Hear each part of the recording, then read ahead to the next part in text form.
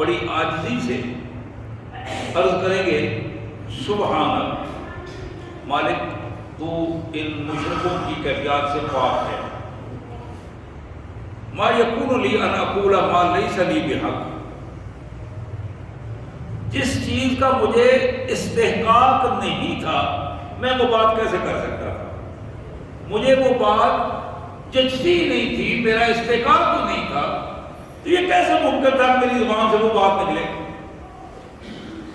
ان قلت فقد علمت، اگر میں نے کہا ہے کہ میری زبان سے یہ بات نکلی ہے، مالک تو جانتا ہے، فقد علمت، تیرے علاوہ اور کون جانتا ہے؟ تو ہی تو سب کچھ جانتا ہے۔ تعلم ما فی نفسی ولا اعلم ما فی نفسک، جو کچھ میرا کردار ہے، میرے ذہن میں ہے، میرے خیالات ہیں، ان میں سے ایک ایک چیز تیرے علم میں ہے، لیکن میرے مالک تیرے علم کے بارے میں نہیں جانتا ہوں۔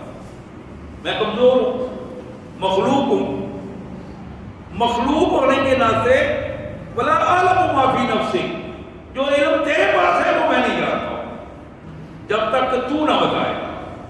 انک انت علام الغیوب، انک بے شک، انت بے شک تو ہی ہے، علام الغیوب غائب کا سارا علم رکھنے والا، چھپی ہوئی چیزوں کو جاننے والا، یہ صرف اور صرف تیری ذات گرامی ہے۔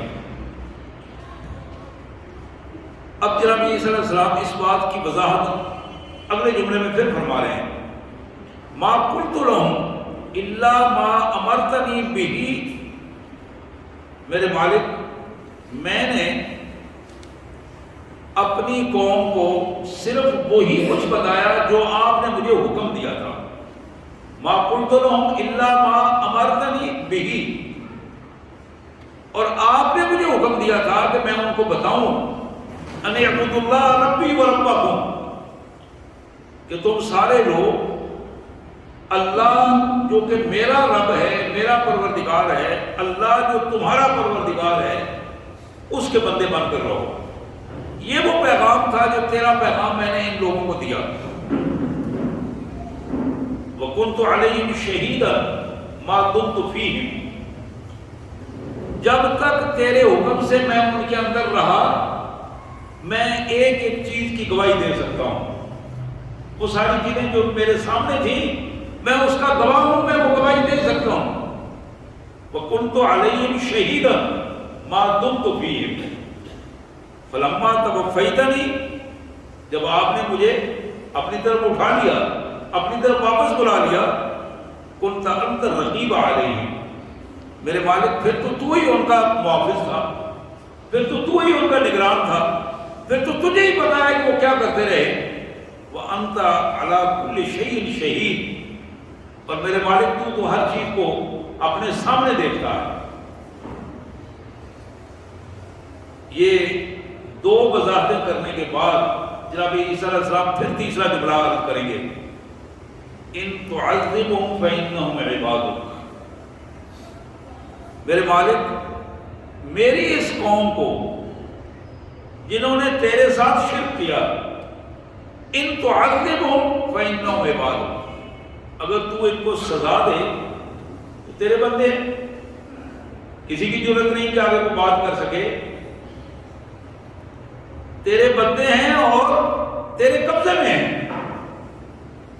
تغفر لهم، اور اگر تو انہیں معاف کر دے، فإنك أنت العزيز الحكيم، تو اس میں بھی کوئی شک نہیں کہ طاقت بھی تیرے پاس ہے اور فیصلے بھی تیرے ہی چلتے ہیں۔ جناب عیسیٰ علیہ السلام کی ان تین وضاحتوں کے بعد دو وضاحتیں اور ایک ریکمنڈیشن، سفارش، اس کے بعد اللہ تبارک و تعالیٰ نے فرمایا ھذا یوم ینفع الصادقین صدقہم، آج مشرکین کی معافی کی بات نہیں ہے، ھذا یوم ینفع الصادقین صدقہم، آج کا دن وہ ہے جو فیصلے کا دن ہے، اور فیصلے کے دن معافیاں نہیں ہوتی۔ سچے لوگوں کی سچائی کی بنیاد پر فیصلہ ہوگا، سچے لوگوں کی سچائی کی بنیاد پر فیصلہ ہوگا۔ ھذا یوم ینفع الصادقین صدقہم، اور وہ فیصلہ کیا ہے؟ لہم جنات تجری من تحتہا الانہار خالدین فیہا ابدا۔ یہ جو سچے لوگ، سچے رب کو ماننے والے، سچے رسول کو ماننے والے، سچے قرآن کے ساتھ تعلق بنانے والے، سچائی کے ساتھ زندگی بسر کرنے والے، سچوں کے ساتھ کھڑا ہونے والے، یہ کون ہے؟ ان کے لیے باغات ہیں، محلات ہیں، ایسے محلات جو اونچی جگہ پر ہوں گے، بالکونیاں ہوں گی ان میں، اور ان کے نیچے نہریں چلتی ہوں گی۔ اور پھر اس سے آگے اہم بات یہ ہے کہ خالدین فیہا ابدا، یہ اس میں ہمیشہ ہمیشہ رہیں گے، کوئی قوت ایسی نہیں جو وہاں سے انہیں نکال سکے۔ خالدین فیہا، اس میں ہمیشہ رہیں گے، ابدا، نکلنے کی کوئی صورت نہیں ہوگی، ہمیشہ رہیں گے۔ رضی اللہ عنہم، اللہ ان سے راضی ہو جائے، ورضوا عنہ، اور یہ سچے لوگ اپنے مالک سے راضی ہو گئے ہیں۔ ذالک الفوز العظیم، دنیا والوں یہ ہے اصل کامیابی، ذالک الفوز العظیم، یہ کامیابی ہے، یہ بڑی کامیابی ہے۔ اور حقیقت یہ ہے کہ للہ ملک السماوات والارض وما فیہم، یہ تمہیں جو ساری زمین نظر آ رہی ہے یا آسمان نظر آ رہے ہیں، ان کے درمیان جو کچھ نظر آ رہا ہے، یہ صرف اللہ کی ملکیت ہے، صرف اللہ کی ملکیت ہے۔ وَهُوَ عَلَىٰ كُلِّ شَيْءٍ قَدِيرٌ، اور کوئی چیز بھی اس کے کنٹرول سے باہر نہیں ہے۔ جب بھی کسی کو جھٹکا لگانا چاہے تو وہ لمحات کا محتاج نہیں ہے۔ وَهُوَ عَلَىٰ كُلِّ شَيْءٍ قَدِيرٌ، کوئی چیز بھی اس کے قبضہ قدرت سے باہر نہیں ہے۔ سبحان اللہ و بحمدہ، سبحان اللہ العظیم و بحمدہ، نستغفر اللہ، یا کریم یا ارحم الراحمین یا ذی الجلال والاکرام۔ حضرات، یہ سورہ مائدہ کے آخری رکوع کی مبارک آیات، کائنات کے مالک نے اس میں ایک منظر ہمارے سامنے رکھا ہے۔ کائنات کا بادشاہ اپنے پورے جلال کے ساتھ عرش عظیم پہ استوا ہے، اور سامنے پوری مخلوقات میں،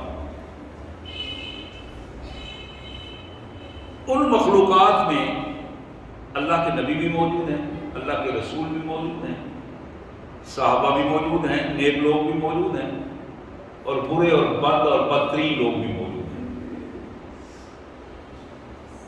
ہر ایک کیٹیگری کے لوگ اپنے اپنی صفوں میں، اپنے اپنے انداز میں، کچھ کو فرشتوں نے جکڑ رکھا ہے، وہ مجرموں کی طرح وہ مار بھی رہے ہیں، ان کو جکڑ بھی رکھا ہے، اور پھر عدالت میں پیش بھی کر رہے ہیں۔ اور کچھ ایسے ہیں جن کو عزت اور احترام کے ساتھ، پروٹوکول کے ساتھ، مجھے وہ نبی رحمت صلی اللہ علیہ وسلم کی حدیث مبارک یاد آ رہی ہے۔ میرے آقا صلی اللہ علیہ وسلم نے فرمایا کہ جو سچے لوگ ہیں، ایمان والے لوگ ہیں، حشر کا دن ان کو اسی طرح محسوس ہوگا جس طرح یہ عصر سے مغرب تک کی نماز کا جو وقت ہوتا ہے، معمولی سا تھوڑا سا ٹائم، اور یہ خوبصورت ٹائم، تھوڑا سا ٹائم، خوبصورت ٹائم، جس میں نہ زیادہ گرمی ہے نہ زیادہ سردی ہے، ایک خوشگوار قسم کی کیفیت۔ لیکن یہی دن قرآن مجید اس کا بار بار تذکرہ کرتا ہے، کافروں، مشرکوں، منافقوں، نافرمانوں کے لیے اس سے بدتر دن زندگی میں کبھی کوئی نہیں آیا ہوگا، بدترین دن، مشکل ترین دن، اور جو ان کے لیے ایک دو نہیں، سینکڑوں نہیں، ہزاروں سال کا بھاری دن محسوس ہوگا، اتنا شدید اس دن کی کیفیات ہوگی۔ اور یہ جو وقت ہوتا ہے،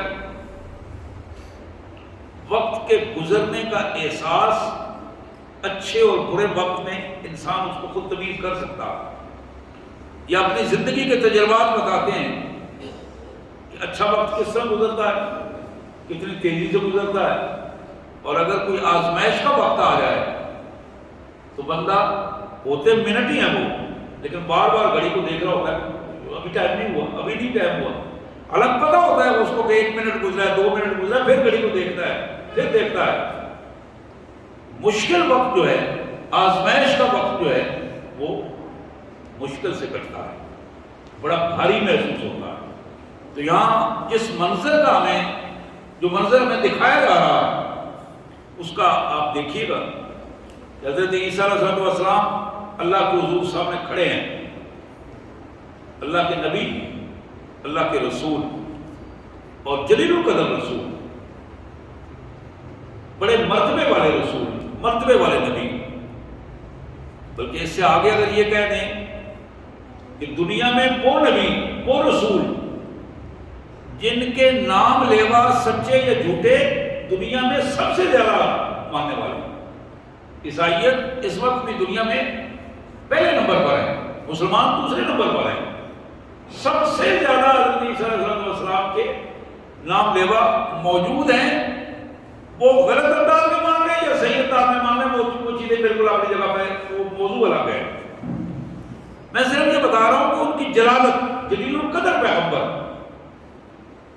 اب اس جلیل القدر پیغمبر سے کائنات کا مالک جو سوال کرے گا، بادشاہ پوچھے گا کہ میرے نبی میں نے تمہیں بھیجا تھا، بلکہ وہاں یہ بڑے خوبصورت الفاظ ہیں، وہاں یہ نہیں کہا جائے گا میرے نبی، یہ نہیں کہا جائے گا میرے رسول۔ اب سوال ہے، یا عیسیٰ ابن مریم، اللہ کی طرف سے ڈائریکٹ نام لے کر اور والدہ کا نام لے کر بلایا جائے گا، اے عیسیٰ مریم کے بیٹے، تم یہ بتاؤ کہ اپنے ماننے والوں کو کیا تم پیغام دے کر آئے تھے کہ اللہ کو چھوڑ کر میری عبادت کرنا اور میری ماں کی عبادت کرنا؟ کیا یہ میسج تم نے دیا تھا، پیغام تم نے دیا تھا، لوگوں کو اس راستے پر تم نے لگایا تھا؟ اور حضرات یہ بات یاد رہے، اللہ کے رسول صلی اللہ علیہ وسلم کا ارشاد گرامی ہے، جس بندے نے ایک بندے کو سیدھے راستے پر لگا دیا، ممکن ہے اس کی نجات کا وہ باعث بن جائے، اور جس بندے نے محنت کر کے، کوشش کر کے کسی بندے کی زندگی کی اصلاح کر دی، ایک دو نہیں کئی افراد اس حوالے سے، اللہ تبارک و تعالیٰ کے ہاں اس کے نامہ اعمال میں بے شمار صدقہ جاریہ کی نیکیاں، جتنی نیکیاں وہ کر رہا ہے اتنی نیکیاں اللہ تبارک و تعالیٰ اس کو عطا کریں گے، بلکہ ان میں بھی برکات عطا فرمائیں گے۔ اور اس سے اگلا پہلو یہ ہے کہ جس بندے نے کسی کو غلط راستے میں لگایا، غلط گائیڈ کیا ہے، اب وہ غلط گائیڈ کرنے والا، غلط راستے پر لگانے والا بدترین انسان ہے، اور اللہ کے ہاں اس بندے کی جو گرفت ہوگی وہ عام آدمی کی گرفت نہیں ہوگی، بلکہ قرآن مجید اس کا بھی ایک الگ سے منظر پیش کرتا ہے ہمارے سامنے۔ سورہ حامیم سجدہ میں اس منظر کو بھی ہمارے سامنے رکھا گیا۔ ایسے گمراہ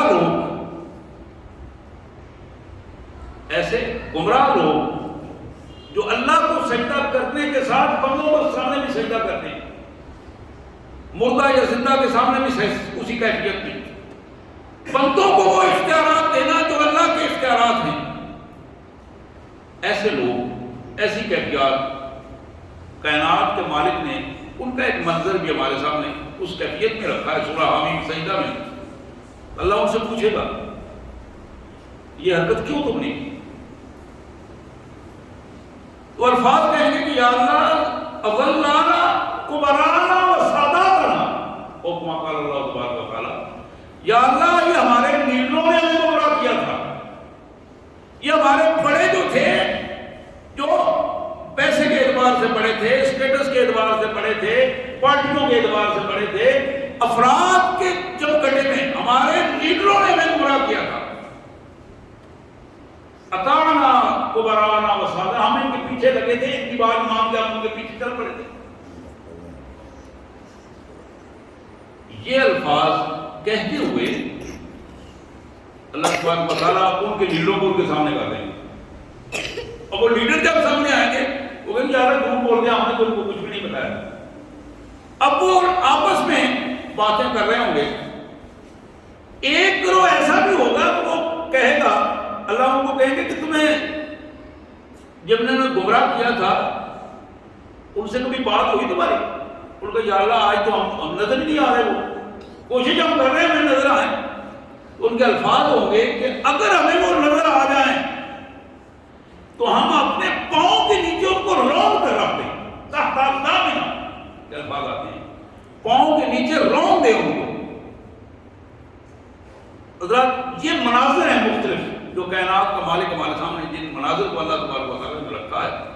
تو میں عرض کر رہا تھا جناب عیسیٰ علیہ السلام سے یہ سوال ہوگا کہ تم عیسیٰ بتاؤ کہ میں نے تو تمہیں اپنا نبی بنا کر بھیجا تھا، اپنا رسول بنا کر بھیجا تھا.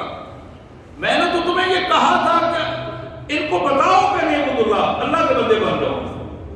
تو تم نے ان کو پیغام، بندوں کا بندہ بننے کا پیغام تم نے دیا تھا. اب اس بات کا جواب جناب عیسیٰ علیہ السلام 2 آیات میں جو جواب آتا ہے. پہلی بات اللہ کے پیغمبر نے یہ عرض کی، مالک یہ ممکن نہیں تھا کہ جس چیز کا مجھے حق ہی نہیں ہے میں وہ کیسے اپنی زبان سے نکال سکتا ہوں. جس چیز کا مجھے ماں نہیں سکتی بے حق، جس چیز کا مجھے حق ہی نہیں ہے، ما یکون لی ان اقول ما لیس لی بحق، میں وہ بات کیسے کر سکتا تھا جو میری شایان شان ہی نہیں، میرا استحقاق ہی نہیں ہے. یہ پہلا جواب تھا اور حقیقت میں یہ خوبصورت ترین جواب ہے. یعنی کوئی بھی اللہ کا پیارا، اللہ کا پیغمبر، اللہ کے نبی علیہ السلام، ان میں سے کوئی بھی ایسے نہیں ہیں جنہوں نے بندوں کو اپنی بندگی کی دعوت دی ہو. ہمیشہ انہوں نے بندوں کو اللہ کی بندگی کی دعوت دی. تو یہ وہ ایک بڑا توٹوک قسم کا فیصلہ ہے. اور دنیا کا بدبخت ترین وہ انسان ہے جو بندوں کو اپنی بندگی کی دعوت دیتا ہے، بندوں کو اپنا بندہ بنانے کی دعوت دیتا ہے.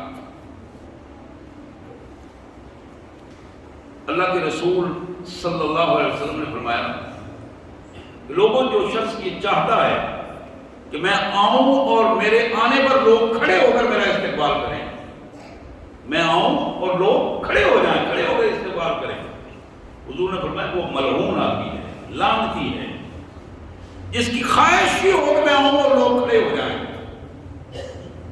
اور آپ نے کئی دفعہ صحابہ کرام 1-2 دفعہ کھڑے ہوئے تو آپ نے انہیں روک دیا اور آپ نے فرمایا کہ جس طرح اجمی لوگ اپنے بڑوں کے لیے کھڑے ہوتے ہیں، قتل میرے لیے اس طرح کھڑا نہ ہوا. میں اللہ کا رسول ہوں، میں کوئی مسلط کیا ہوا فرد نہیں ہوں. اللہ تبارک و تعالیٰ نے مجھے تمہاری اصلاح کے لیے بھیجا ہے، تمہاری تعلیم اور تربیت اور تزکیے کے لیے بھیجا ہے. تو میں عرض کر رہا تھا جناب عیسیٰ علیہ السلام پہلی بات جو عرض کریں گے اپنے مالک کے حضور، سبحانک، مالک تو پاک ہے. ما لیس لی اقول ان اقول ما لیس لی بحق، یہ کیسے ممکن تھا کہ میں وہ بات کروں جس کا مجھے استحقاق نہیں تھا، جو میرا حق نہیں تھا. اب اسی کی بات کی وضاحت کے لیے تھوڑی سی بات کو آگے جب چلاتے ہیں، ان کنت فقد علمت، میرے مالک اگر میں نے اس میں سے کوئی حرکت کی ہو آپ تو جانتے ہیں اور آپ کے سوا کوئی نہیں جانتا، آپ کے علم میں ہے. اور جو کچھ میں نے کیا ہے وہ سارا آپ کے علم میں ہے، اور جو کچھ آپ کا علم ہے میں اس کے بارے میں کچھ نہیں جانتا. انک انت علام الغیوب، بلا شبہ تو ہر چھپی چیز کو، دلوں کے بھیدوں تک کو، آنکھوں کے اشاروں تک کو تو جانتا ہے. اب ایک بات یہ اپنی صفائی میں پیش کی اور ایک بڑی چھوٹی سی آیت میں مکمل صفائی پوری کی پوری پیش کر دی. دوسری آیت میں وہ پیغام جو اللہ نے انہیں دیا تھا وہ کتنا پہنچایا اس کے بارے میں بھی بات کرنی. عرض کیا کہ مالک ما قلت لهم الا ما امرتنی به ان اعبدوا اللہ ربی و ربکم. جو کچھ آپ نے مجھے حکم دیا تھا، اپنا پیغام آپ نے دیا تھا، میں نے منوان وہ پیغام اپنی قوم تک پہنچا دیا، اس سے آگے پیچھے میں نے نہیں کیا. اور حضرات یہ بات بھی بالکل طے ہے، اللہ کے جتنے پیغمبر اور رسول تشریف لائے ہیں، ایک پیغمبر نے بھی اللہ کے بتائے ہوئے ایک جملے سے آگے پیچھے نہیں کیا. منوان جو کچھ اللہ نے وحی کی ہے ان الفاظ میں وہی الفاظ انہوں نے آگے رکھے ہیں. اور قرآن مجید میں ایک بڑی اہم بات آپ کے سامنے رکھنا رہتا ہوں. قرآن مجید میں 29ویں پارے میں اللہ تبارک و تعالیٰ فرماتے ہیں تم میرے رسول پر نعوذ باللہ شک کرتے ہو، اور سنو میرا رسول وہی بات کرتا ہے جو ہم اسے حکم دیتے ہیں، ایک ایک لفظ امانت کے طور پر وہی کرتا ہے. لیکن اگر کہیں میرے رسول نے ایک بات میں بھی ذرہ برابر بھی آگے پیچھے کیا تو ہم اس کا دایاں ہاتھ پکڑ کر اس کی شارک کو کاٹ دیں گے. الفاظ قرآن مجید کے ہم اپنے رسول کی شارک کو کاٹ دیں گے اگر وہ اس کی زبان سے ہمارے پیغام میں کوئی ذرہ برابر کی ملاوٹ نظر آئی. اللہ کے پاک پیغمبر علیہ السلام جناب آدم علیہ السلام سے لے کر محمد کریم صلی اللہ علیہ وسلم تک کسی ایک بات میں بھی ذرہ برابر بھی آگے پیچھے نہیں ہوا. جو پیغام اللہ نے دیا اللہ کے پاک پیغمبر نے وہی پیغام انسانوں تک پہنچایا. اور جس شخص نے قرآن مجید کی تعلیمات کو بدل دیا، قرآن میں ایک الفاظ آئے وہ الفاظ پڑھے اور اس کی تعلیمات کو تشریعات میں بدل کر اس سے مختلف بات کر دی، بات کہیں اور کردار میں اور بات پیش کر دی، بالکل اسی کیفیت میں جس شخص نے محمد رسول اللہ صلی اللہ علیہ وسلم کے حوالے سے غلط باتیں منسوخ کی، کسی بھی صورت میں اس کی معافی کی کوئی کیفیت نہیں، معافی کی کیفیت نہیں بنتی. نبی رحمت صلی اللہ علیہ وسلم کا ارشاد ہے من کذب علی متعمدا فلیتبوأ مقعدہ من النار. یہ بخاری کی حدیث ہے، یہ مشکات میں بھی موجود ہے، سیاستہ کی ساری کتابوں میں موجود ہے، اور متواتر حدیث اس کو کہتے ہیں. ہر دور میں اتنے جمع غفیر نے سے روایت کیا ہے کہ اس کی شمار نہیں ہو سکتا، اتنی خوبصورت روایت. ترجمہ اس کا یہ ہے کہ محمد کریم صلی اللہ علیہ وسلم نے فرمایا لوگوں سن لو، جس بندے نے جان بوجھ کر غلطی سے کوئی سنی سنائی بات ہو گئی اس نے معافی مانگی، اللہ اس کو معاف کر دے. جان بوجھ کر حضور نے فرمایا کہ میرے بارے میں کوئی غلط بات منسوخ کر کے پیش کر دی، لوگوں کے سامنے غلط بات پیش کر دی، جان بوجھ کر یہ حرکت کی، آپ نے فرمایا کہ وہ دنیا میں رہ کر یہ طے کر لے کہ اس کا ٹھکانہ پکا جہنم ہے، فلیتبوأ مقعدہ من النار، اس کا ٹھکانہ جہنم کا ٹھکانہ ہے. تو میں یہ عرض کر رہا تھا کہ اللہ کے پیغمبر علیہ السلام جناب عیسیٰ جس طرح اظہار کریں گے، پہلی بات کہ یا اللہ مجھے اس کا استحقاق ہی نہیں تھا، میں وہ بات کیسے کر سکتا تھا جس کا مجھے حق نہیں، میں تو بندہ ہوں، بندہ بندوں کو بندگی کے لیے کیسے کہہ سکتا. اصل میں دوسری آپ بات یہ کہی کہ یا اللہ آپ نے مجھے حکم دیا تھا، اور وہ حکم کیا تھا؟ ما قلت لهم الا ما امرتنی به ان اعبدوا اللہ ربی و ربکم. آپ نے حکم یہ دیا تھا کہ ان لوگوں کو بتاؤ کہ اللہ کے بندے بن جاؤ، اللہ کی عبادت کے لیے تیار ہو جاؤ، اپنی زندگی میں اپنی ساری کی ساری سعادتیں برکتیں نیاز مندیاں اپنے اللہ کے حضور ڈھیر کر دو. اب یہ وہ پوزیشن ہے کہ بندہ جب اللہ کے حضور اپنے سجدے کے لیے آتا ہے، پیشانی اللہ کے حضور رکھتا ہے، اس کا عمل اس پیشانی کے مطابق نہیں ہے تو یہ وہ چیز ہے کہ جو اس کو زیادہ سزا ملے گی نسبتاً اس کے جو سمجھتا نہیں ہے. یعنی ایک آدمی یہ سمجھتا ہے کہ میں نے سجدہ اللہ کو حضور کرنا ہے، کسی اور کو سجدہ نہیں کرنا، بڑا پکا ہے اس بات پر، پختہ عقیدہ ہے، صاف ستھرا عقیدہ ہے.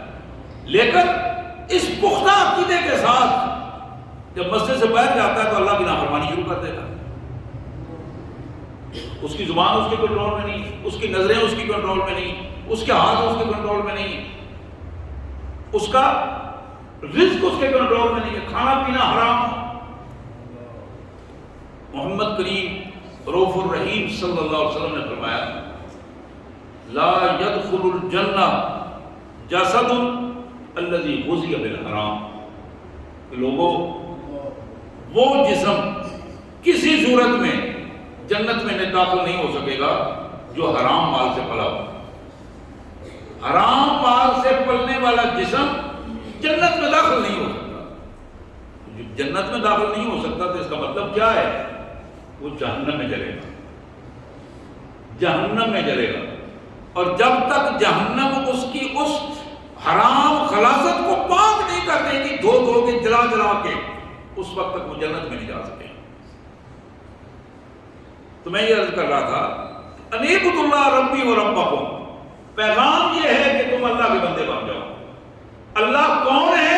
ربی، جو میرا پروردگار ہے، و ربکم، اور تمہارا پروردگار ہے. اس نے مجھے تمہیں سب کو پیدا بھی کیا ہے، ہمیں رزق، روٹی، عزت، زندگی، یہ سب کچھ اسی کی طرف سے عطا کی گئی ہے. آج بھی وہی ہے، کل بھی وہی ہے، اور اس کے حضور پیش بھی ہونا ہے.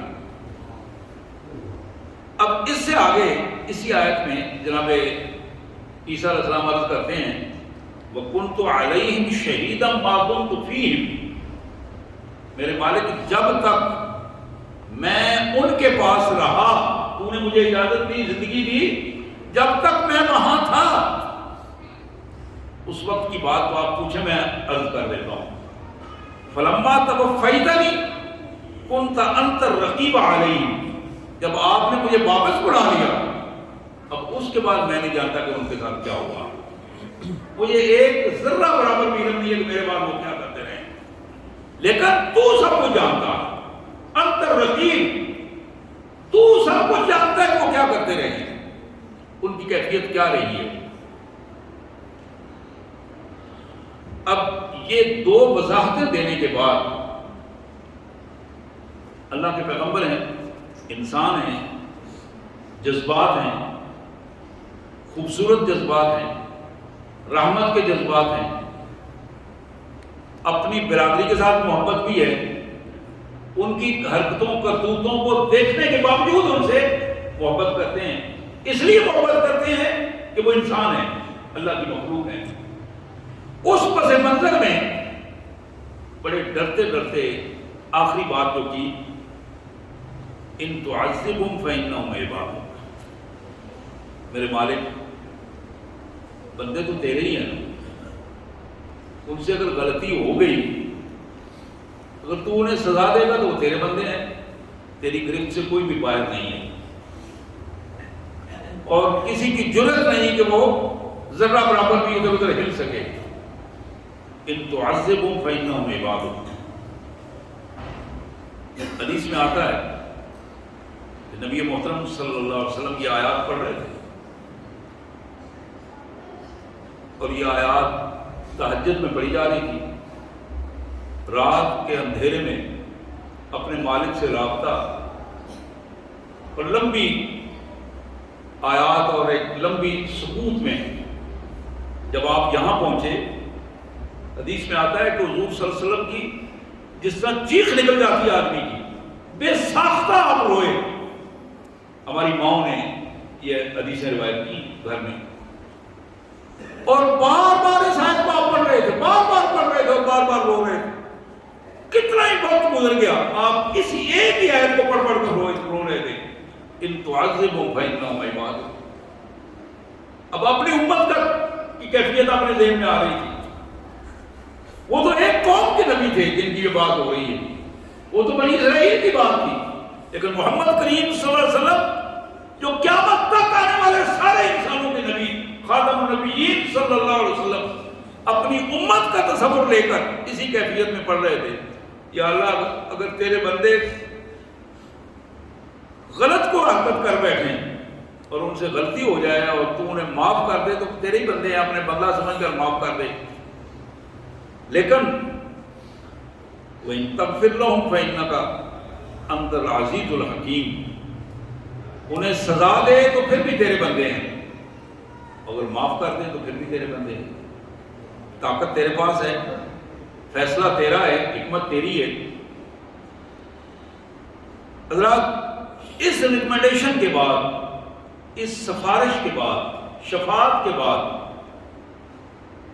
یہ کوئی پروگرام کی شفاعت نہیں تھی، یہ گفتگو کرتے کرتے آخر میں اللہ کے پیغمبر نے یہ بات کہی، پہلی بات میں وضاحت کی، دوسری میں پیغام بتایا، تیسری آیت میں یہ گفتگو کرتے کرتے بات کی، لیکن اس کا جواب جو مالک نے دیا وہ جواب سن کر آدمی مطمئن ہو جاتا ہے، اور دو ٹوک فیصلہ ہے، وہ جواب دو ٹوک فیصلہ ہے، اور اس دو ٹوک فیصلے کو ہمیں اپنے لیے نمونہ بنانا ہے۔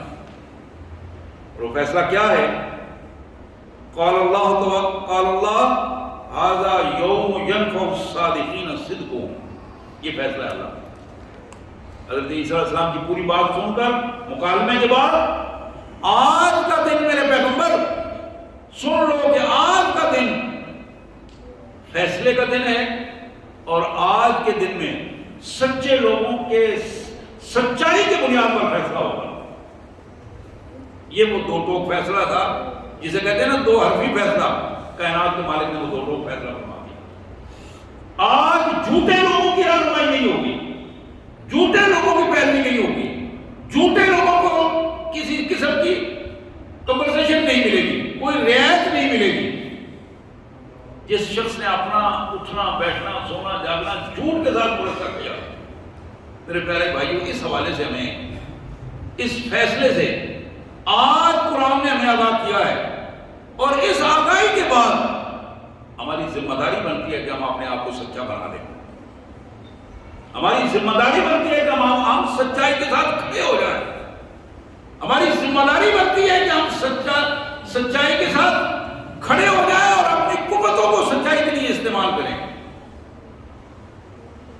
اور جہاں سچائی کو چھوڑ کر محض اپنے ذاتی تصورات کی بنیاد پر، سچائی کو اگنور کر کے ذاتی مفادات، ذاتی تعصبات، ذاتی تحفظات کی بنیاد پر انسان جھوٹا فرد، جھوٹا افراد، جھوٹا گروہ اس کو پروموٹ کرنا شروع کر دے، اور اس پروموشن میں ایک لطف محسوس ہوتے، اس پروموشن میں عزت دینے میں لطف محسوس ہو، اور آدمی محسوس کرے کہ میں بہت اچھا کام کر رہا ہوں، ایک سرور مجھے میں آ رہا ہے، دنیا داری کے حوالے سے بات کر رہا ہوں۔ اس کیفیت کو قرآن مجید نے بڑی ایک عجیب قسم کی صورت میں ہمارے سامنے رکھا ہے۔ وہ عجیب صورت یہ ہے، اللہ پوچھے گا کہ تم نے یہ کام کیوں کیا تھا؟ تمہیں جو پتا تھا پھر یہ حرکت کیوں کی؟ تمہیں بتا دیا گیا تھا، قرآن میں بتا دیا گیا تھا یہ سچے لوگوں کی سچائی کی بنیاد پر فیصلہ ہوگا، پھر تم نے جھوٹ کا ساتھ کیوں دیا؟ تو کیا کہے گا؟ یا اللہ بس لوگ تھے، زیادہ لوگ اس کے ساتھ تھے تو میں بھی اس کے ساتھ ہو گیا، میں نے دیکھا کہ لوگوں کا جب میں غفیر تھا ساتھ تھا، اب جھوٹے لوگ تھے جو سچے تھے جو بھی تھے میں بھی اس کے ساتھ ہو گیا۔ خذتم کالذی خاضوا، الفاظ ہیں، تم نے یہ اپنے خود فریبی کا فیصلہ کیوں کیا؟ اپنے آپ کو دھوکہ کیوں دیا؟ دوسروں کو دھوکہ دینے کی کوشش کیوں کی؟ اللہ کے حضور اپنے آپ کو دھوکہ دینے کے لیے کیوں تیار کیا؟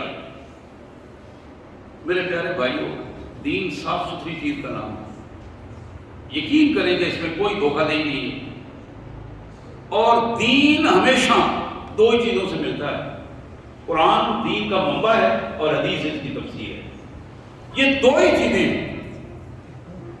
لیکن انسان کی گمراہی کے جو اسباب ہیں، اس گمراہی کے اسباب میں یہ بات ہمیں یاد رکھنی چاہیے، گمراہی کے اسباب میں تین بنیادی چیزیں ہیں، مفادات ہیں، بندہ جن کی وجہ سے گمراہ ہو جاتا، اچھا یہ حاصل ہو جائے گا، یہ مل جائے گا، یہ مل جائے گا، اب اس کو کیسے چھوڑ سکتے ہیں؟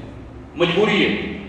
مفادات، دوسری چیز ہوتی ہے تحفظات، شیلٹر لینا، اس سے تعلق ہوگا تو یہ شیلٹر ملے گا، وہ فلاں سے تعلق بنا لیں تو کوئی نہ کوئی۔ کائنات کے مالک نے مفادات کا بھی کلا کما کر دیا ہے، تحفظات کا بھی کلا کما کیا ہے۔ اور تیسری چیز ہے تعصبات، میرے فرقے کا ہے، میرے برادری کا ہے، میں اس کی حمایت اس لیے کر رہا ہوں کہ میری برادری کا ہے، میں اس کے ساتھ اس لیے چل رہا ہوں کہ میرے فرقے کا ہے، میری جماعت کا ہے۔ حضرات یہ وہ چیز، کسی کی غلط، کسی کے عمل کو برداشت کرنا، کسی کے غلط رویے کو لے کر چلنا اور غلط رویے کو برداشت کرنا تعصبات کی بنیاد پر۔ حضور نے فرمایا من دعا الی العصبیہ فلیس منا، جس نے بھی کسی کو تعصب کی طرف بلایا اس کا میرے ساتھ کوئی تعلق، وہ میرا امت ہی نہیں ہے۔ حضرات میں اپنی بات کو سمیٹتے ہوئے آپ سب بھائیوں اور بہنوں کو یہ درخواست کروں گا، اپنا تعلق قرآن کے ساتھ جوڑیے، دین سیکھیے، جتنی دیر تھوڑی بہت اللہ تعالیٰ نے جو بھی زندگی دی ہے، اور یہ ان چکروں سے نکلیے۔ اچھا وہ فلانے نے وہ جھوٹی بات کر دی تھی، وہ فلانے نے ایسی بات کر دی تھی، وہ فلانے کے وہ لوگ کرتے رہتے ہیں۔ میرے بھائی کو فلانے چلانے کی بات نہ سنیں، اللہ کے قرآن کی بات سنیں، اللہ کے رسول کے ارشادات کی طرف آئیں، محمد رسول اللہ کے طریقے کی طرف آئیں۔ یہی ہماری میری آپ کی کامیابی کا راز ہے۔ ورنہ یقین کیجئے موت کے فرشتے کو دیکھ کر جب یہ کہیں گے کہ آپ مان گئے تو پھر اللہ نہیں مانے گا، اللہ نہیں مانے گا۔